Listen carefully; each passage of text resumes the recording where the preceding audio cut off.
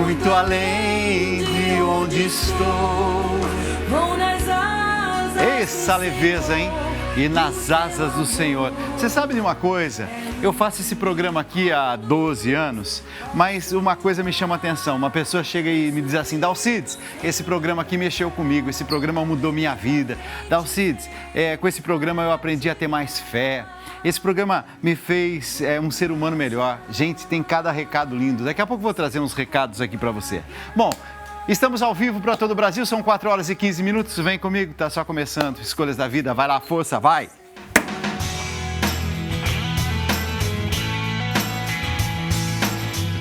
Das margens plácidas de um povo heróico, um brado retumbante. O nosso hino nacional é muito bonito, né? Quando a gente fala do nosso Brasil, que país bonito, meu Deus! A característica do nosso povo é um povo de bem com a vida, alegre. Ao mesmo tempo, um país de tantas diferenças sociais, né?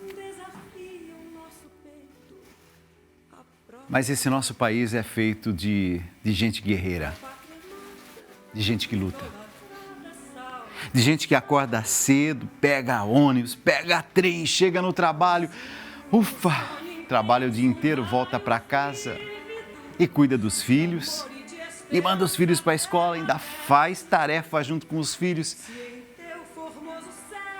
Um povo que muitas vezes não tem sábado, não tem domingo, trabalha. Gente de valor. E é por isso que o hino nacional, ele descreve um pouco da nossa cultura, da nossa gente, da nossa terra, do nosso Brasil. Algumas curiosidades sobre esse hino nacional tão lindo. Vai lá.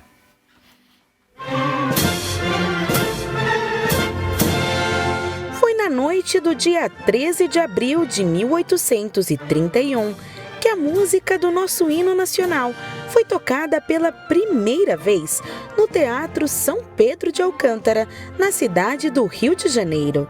Até abril de 1831, o hino considerado nacional era o hino da independência, composto pelo próprio imperador Dom Pedro I. O responsável pela criação da parte instrumental do hino foi o maestro Francisco Manuel da Silva, cofundador da Imperial Academia de Música e do Instituto Nacional de Música. O hino teria sido escrito logo após os acontecimentos que marcaram o dia 7 de abril de 1831, quando o atual imperador Dom Pedro I renunciou ao trono a favor de seu filho, Dom Pedro de Alcântara, futuro Dom Pedro II. A renúncia de Dom Pedro aconteceu devido às pressões políticas internas e externas do país. Muitos brasileiros vibraram com a sua renúncia.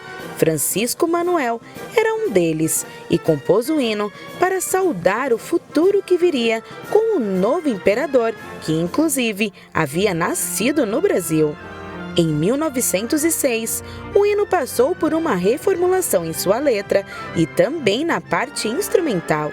A reforma da letra foi feita pelo professor e poeta Osório Duque Estrada e a parte instrumental por um membro do Instituto Nacional de Música chamado Alberto Nepomuceno. O hino nacional brasileiro é uma música que celebra a história e a identidade do Brasil. Ele representa a força e a resiliência do povo brasileiro.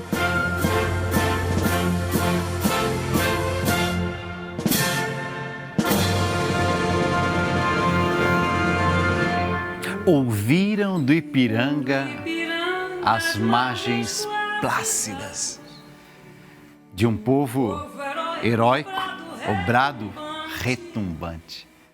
Você sabe que esse trecho se refere a um evento histórico que ocorreu no dia 7 de setembro de 1822, quando o príncipe Dom Pedro, filho do rei de Portugal, proclamou a independência do Brasil às margens do rio Ipiranga, aqui em São Paulo.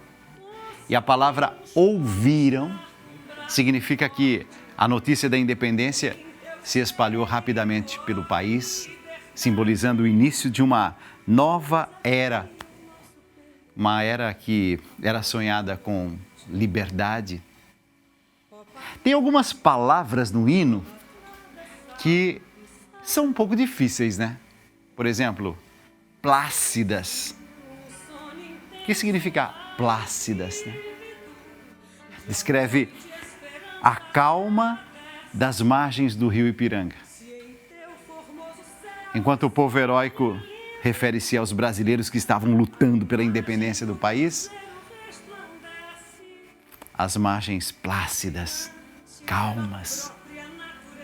O brado retumbante é uma expressão que significa um grito forte, né? Um grito poderoso que ecoa por toda a nação, simbolizando a determinação e a força do povo brasileiro em busca dessa liberdade. Plácidas, plácidas. Essa palavra você já entendeu então, né? As margens do rio Ipiranga. Plácidas. Retumbante. Retumbante significa forte, forte, forte, forte. Plácidas, calmas. Porém, quando a gente fala hino nacional, a gente está falando do amor que a gente sente pelo nosso Brasil, né? Pela nossa terra. Fulguras. Você sabe que essa palavra é usada para descrever o céu do Brasil, né? Fulguras. Ou seja, brilhante, cintilante, intensa, intenso. Flâmula.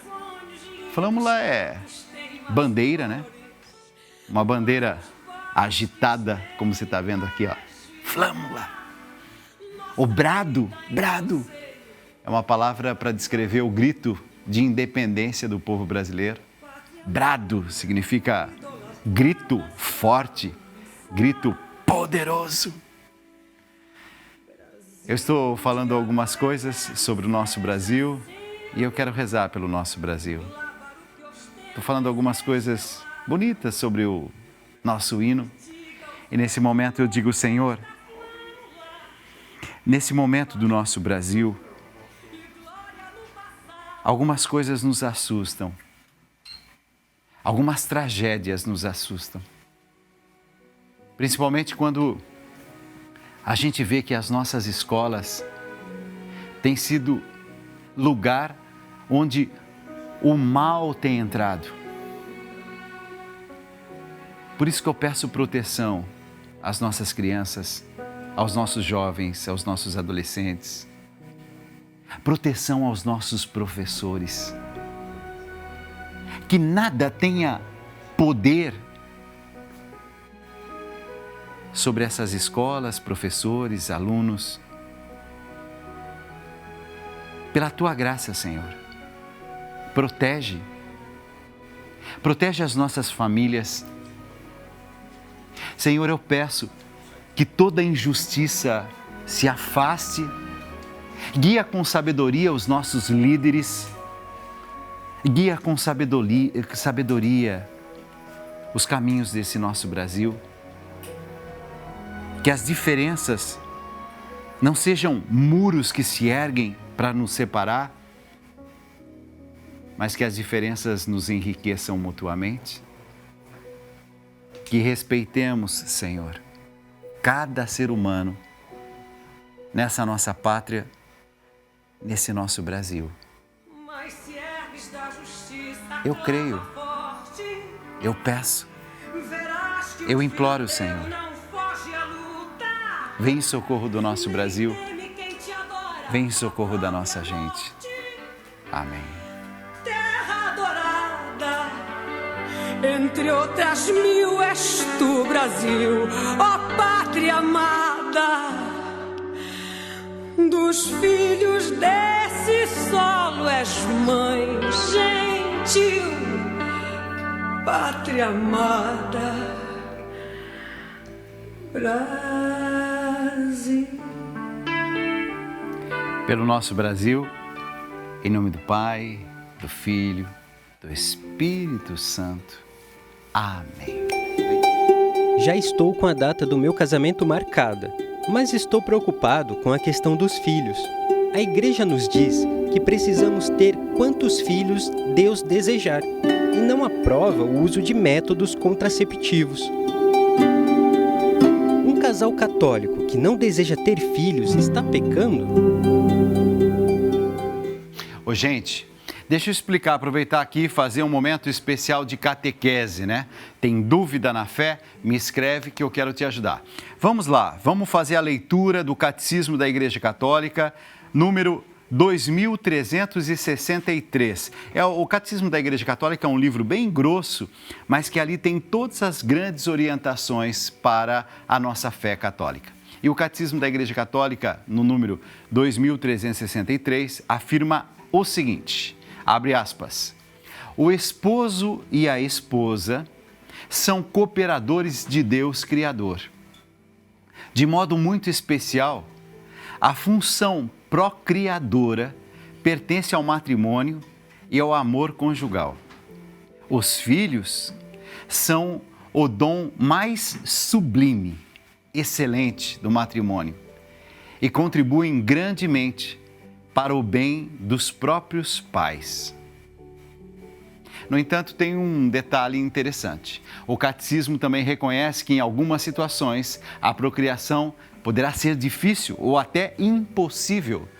E nesses casos, o casal deve buscar orientação, discernimento espiritual em relação à sua decisão de não ter filhos. A Igreja Católica, ela valoriza a dignidade da pessoa humana e a liberdade de cada casal para conduzir a própria vida. Só que tem uma coisa, faz parte do matrimônio essa abertura à procriação. Por quê? Porque não se trata de pecado. O Papa Francisco disse, não querer filhos não é uma questão de pecado, é uma escolha egoísta, disse o Papa Francisco. Minha gente, por isso que quando um casal diz assim, olha, a gente está completamente fechado à possibilidade de ter um filho, é claro que dizendo isso, o padre vai dizer, opa, aí eu não posso celebrar, eu não posso oficializar essa união. Porque na Igreja Católica, uma das funções do matrimônio é essa abertura à vida. Só que existe também, dentro da Igreja Católica, a possibilidade de, você já teve o seu filho, já teve mais um filho, você diz, agora eu realmente não posso mais ter filho. Existem métodos que são métodos que impedem uma gravidez, mas são métodos naturais. E você pode, através desses métodos naturais, evitar a concepção de um filho. Eu estou dizendo tudo isso para te ajudar no seguinte, tem dúvidas? Vai procurar o seu padre, a sua comunidade. Minha gente, tem gente que está vivendo uma situação que realmente ter um filho agora, você diz, mas é quase impossível, eu não posso. É claro que a igreja é sábia e ela vai dizer, olha, uma das coisas bonitas do matrimônio é você estar aberto a ser participante da criação de Deus.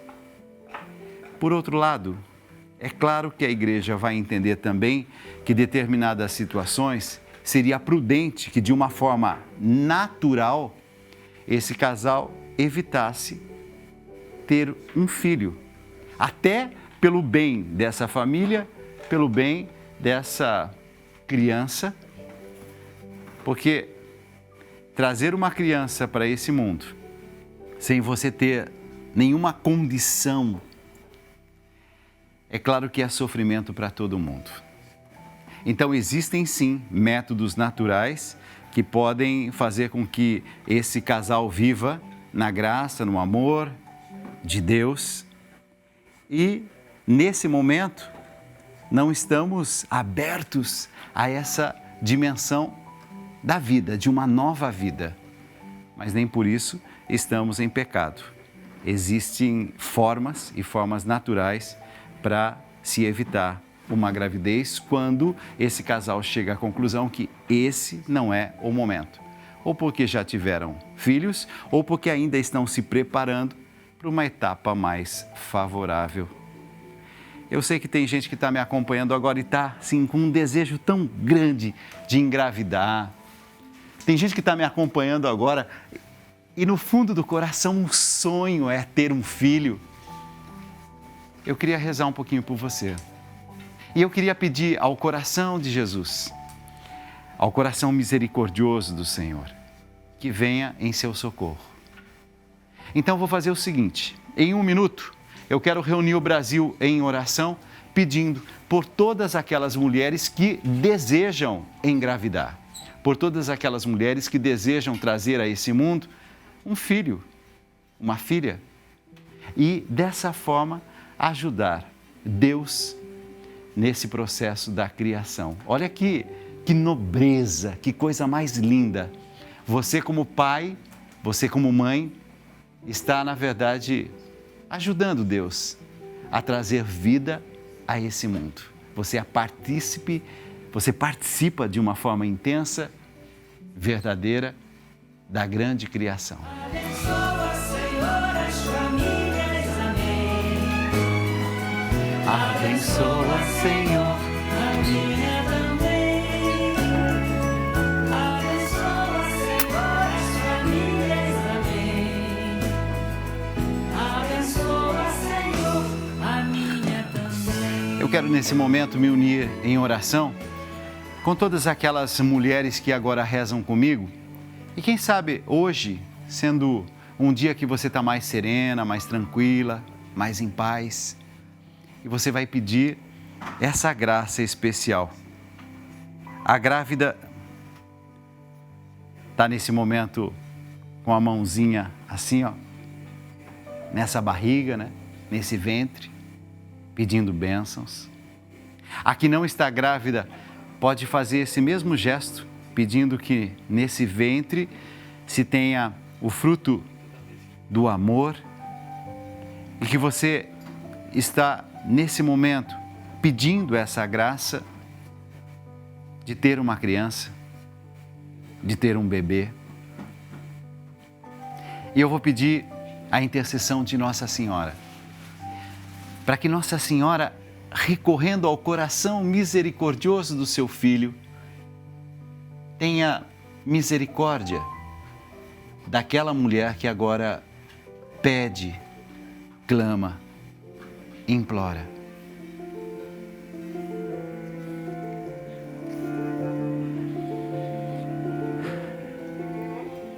Poderoso Senhor, que fez maravilhas em Nossa Senhora. Santo é o seu nome. O seu amor para sempre se estende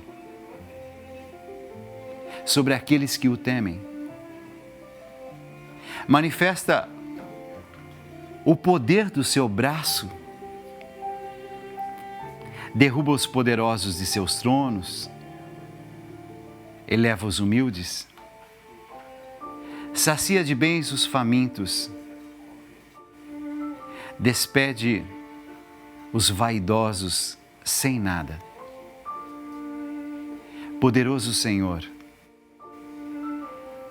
vem em socorro daquela mulher que agora clama e pede.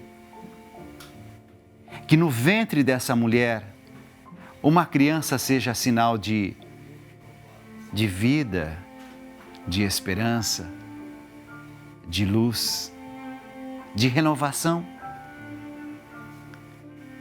Eu peço, Senhor misericordioso, conforta o coração dessa mulher que, nas suas ansiedades, tem clamado, tem pedido. Tudo que ela deseja é trazer a esse mundo um filho, uma filha. E é por isso que nesse momento, se você já está grávida, você ofereça esse filho, essa filha, essa criança ao coração misericordioso do Senhor. Se você não está grávida, mas você deseja uma gravidez, peça nesse momento com fé. Peça nesse momento com fé. O coração misericordioso do Senhor está derramando bênçãos, graças. E daqui a pouco tempo, você vai dizer: o Senhor teve misericórdia de mim. E naquele momento que eu pedi, Dalcides, eu senti que o Senhor me atenderia. E eu dou graças ao Senhor. O Senhor abençoa as famílias que agora clamam, pedem, as mães grávidas e as mães que clamam por uma gravidez. Sagrado coração de Jesus,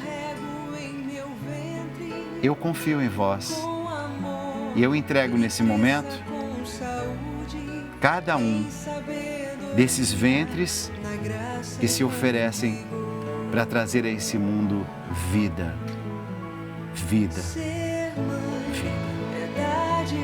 Amém. Ser mãe é tocar o céu. Ser mãe é o maior presente, é ganhar o maior dos troféus.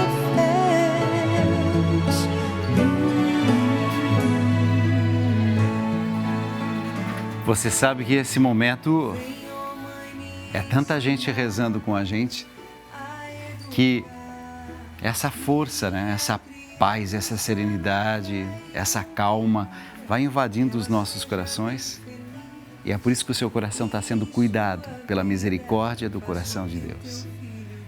Daqui a pouco tempo você vai dizer: Dalcides, naquele programa, naquela tarde, a graça de Deus veio sobre mim. Eu tenho certeza que o Senhor prepara grandes presentes para distribuir por esse Brasil afora. Vem comigo. Posso, nesse momento, me aproximar um pouquinho do seu coração e dizer assim: a gente estava falando de mulheres, né, que clamam a Deus pedindo um filho. Sabe que no Antigo Testamento tem uma história assim? Só que antes de eu falar dessa história, que eu gosto muito, eu queria que você, nesse momento, visse esse VT fofo. Vai!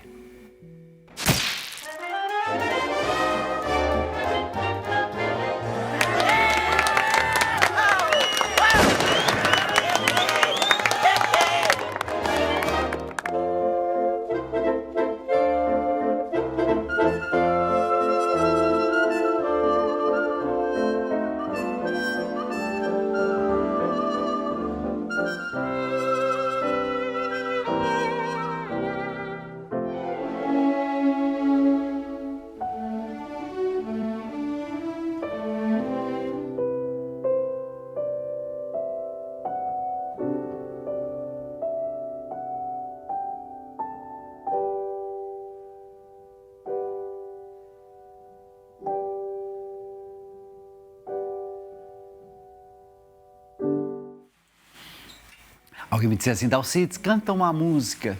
E aí me falou assim: eu queria muito que fosse uma música de criança.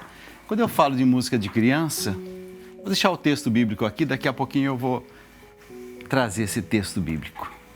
Mas, quando eu falo assim de criança, né, me vem sempre algumas músicas do Padre Zezinho, né? Um dia uma criança me parou, olhou-me nos meus olhos a sorrir, caneta e papel na sua mão, tarefa escolar para cumprir, e perguntou no meio de um sorriso: o que é preciso para ser feliz? E a música diz assim: amar como Jesus amou, pensar como Jesus pensou, viver como Jesus viveu, sentir o que Jesus sentia, sorrir como Jesus sorria. E ao chegar ao fim do dia, eu sei que eu dormiria muito mais feliz. Minha gente, ou a gente olha para Jesus, ou a gente gasta a vida com tantas coisas que não são essenciais. E depois a gente fala, nossa, parece que a minha vida não tem sentido, não tem graça, não tem beleza. Está faltando Deus nessa vida. E é isso que faz a diferença. Preencha o vazio do seu coração com a presença dEle, do Senhor, esse Senhor vivo entre nós. E pode ter certeza que você vai ter muito mais motivos e razões para estar mais de bem com a vida, mais feliz.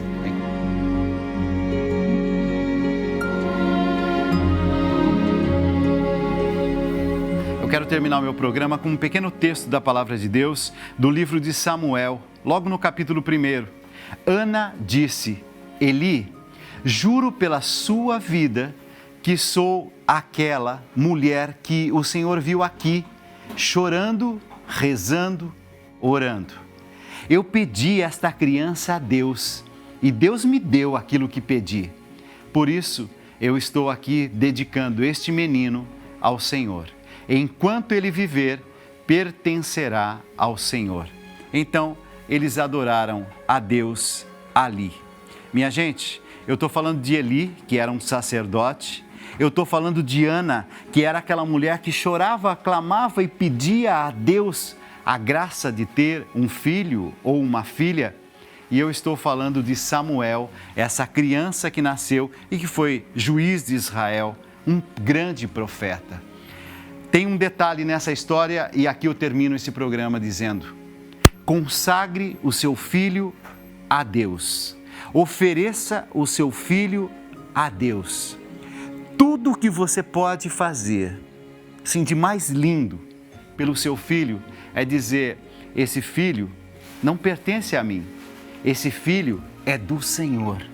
Você tem filhos? Me deixa nesse momento terminar o programa dessa forma, oferecendo o seu filho como Ana fez lá no templo. Eu ofereço aqui nesse templo o meu filho. E você que está em casa, oferece seu filho, sua filha, a Deus. Fica na paz. Deus abençoe a todos.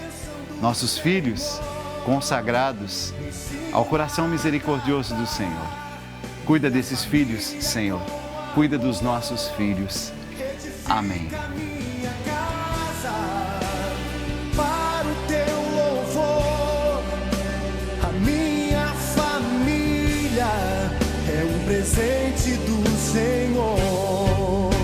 A minha família é bênção do Senhor.